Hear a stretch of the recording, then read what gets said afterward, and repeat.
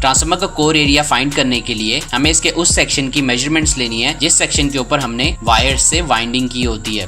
तो जैसा कि आप देख रहे हैं इस पिक्चर में एक ट्रांसफार्मर की कोर दिखाई गई है। तो इसके सेंटर वाले सेक्शन पे वाइंडिंग की जाती है। तो इसके सेंटर सेक्शन की हम हाइट और विड्थ की मेजरमेंट्स लेंगे। तो हम इसकी विड्थ की मेजरमेंट को A कहेंगे और इसकी हाइट की मेजरमेंट को B कहेंगे। तो ट्रांसफार्मर का core area formula A × B होगा और ट्रांसफार्मर के कोर एरिया से इसकी पावर को कैलकुलेट करने का फॉर्मूला कुछ यूं होगा, power is equals to CA × 5.6 whole square. तो चलिए हम कुछ ट्रांसफार्मर के कोर्स की मेजरमेंट लेते हैं। तो जैसा कि आप देख रहे हैं कि मेरे पास ये एक बड़ा ट्रांसफार्मर है, तो हम इसकी कोर की मेजरमेंट लेते हैं। तो इसकी कोर की एक साइड की मेजरमेंट 2.5 इंच है और दूसरी साइड की मेजरमेंट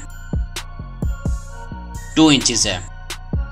तो इस ट्रांसफार्मर का कोर एरिया होगा 2.5 × 2 = 5 इंच स्क्वायर। चलिए अब हम इस ट्रांसफार्मर की पावर को कैलकुलेट करते हैं। तो इस ट्रांसफार्मर का कोर एरिया है 5, इसे 5.6 से मल्टीप्लाई करेंगे तो हमारे पास जो वैल्यू आएगी वो होगी 28। अब हम 28 का स्क्वायर लेंगे तो हमारे पास जो वैल्यू आएगी वो 784 होगी, यानी इस ट्रांसफार्मर की पावर 784 वॉट्स होगी। चलिए अब हम एक और ट्रांसफार्मर की मेजरमेंट लेते हैं। तो इस ट्रांसफार्मर की एक साइड की मेजरमेंट 1.5 इंचेस है और दूसरी साइड की मेजरमेंट 1 इंच है।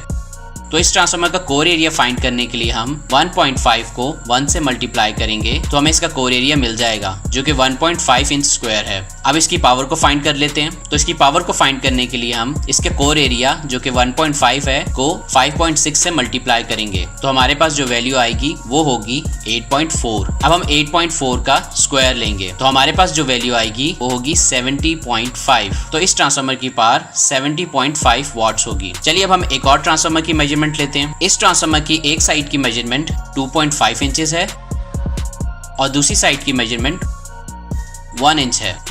तो इस ट्रांसफार्मर का कोर एरिया को फाइंड करने के लिए हम 2.5 को 1 से मल्टीप्लाई करेंगे तो हमें इसका कोर एरिया मिल जाएगा जो कि 2.5 इंच स्क्वायर है। अब इसकी पावर को कैलकुलेट कर लेते हैं। तो इसकी पावर को कैलकुलेट करने के लिए हम 2.5 को 5.6 से मल्टीप्लाई करेंगे तो हमें जो वैल्यू मिलेगी वो होगी 14। अब हम 14 का स्क्वायर ले लेंगे तो हमें इस ट्रांसफार्मर की पावर मिल जाएगी जो कि 196 वॉट्स है। ये फॉर्मूला ट्रांसफार्मर के कोर की मेजरमेंट इंच में लेने के लिए इस्तेमाल होता है। अगर हम ट्रांसफार्मर की कोर की मेजरमेंट सेंटीमीटर में लें तो पावर का फार्मूला कुछ इस तरह से होगा, power is equals to CA जो कि ट्रांसफार्मर का कोर एरिया है डिवाइडेड बाय 1.15 होल स्क्वायर। तो चलिए अब हम कुछ छोटे ट्रांसफार्मर्स की पावर फाइंड करते हैं जिनकी मेजरमेंट हम सेंटीमीटर्स में लेंगे। जैसा कि आप देख रहे हैं कि ये एक छोटा ट्रांसफार्मर है, इसकी एक साइड की मेजरमेंट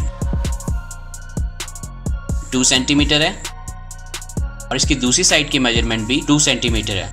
तो इस ट्रांसफार्मर का कोर एरिया को फाइंड करने के लिए हम इसकी दोनों साइड की मेजरमेंट्स को मल्टीप्लाई करेंगे। तो 2 × 2 = 4 सेंटीमीटर स्क्वायर, यानी इस ट्रांसफार्मर का कोर एरिया 4 सेंटीमीटर स्क्वायर है। तो हम इस ट्रांसफार्मर की पावर को फाइंड करने के लिए इसका कोर एरिया जो कि 4 है को 1.15 से डिवाइड करेंगे तो हमें जो वैल्यू मिलेगी वो होगी 3.5। अब हम 3.5 का स्क्वायर ले लेंगे तो हमें इस ट्रांसफार्मर की पावर मिल जाएगी जो कि 12 वॉट्स होगी। अब हम ट्रांसफार्मर के टर्न पर वोल्ट कैलकुलेट करेंगे। तो ट्रांसफार्मर की टर्न पर वोल्ट कैलकुलेट करने के लिए हम जो फॉर्मूला इस्तेमाल करेंगे वो होगा 10,000 divided by 28.65 multiply by core area multiply by frequency. ये फॉर्मूला इंचेस में कैलकुलेशन के लिए है।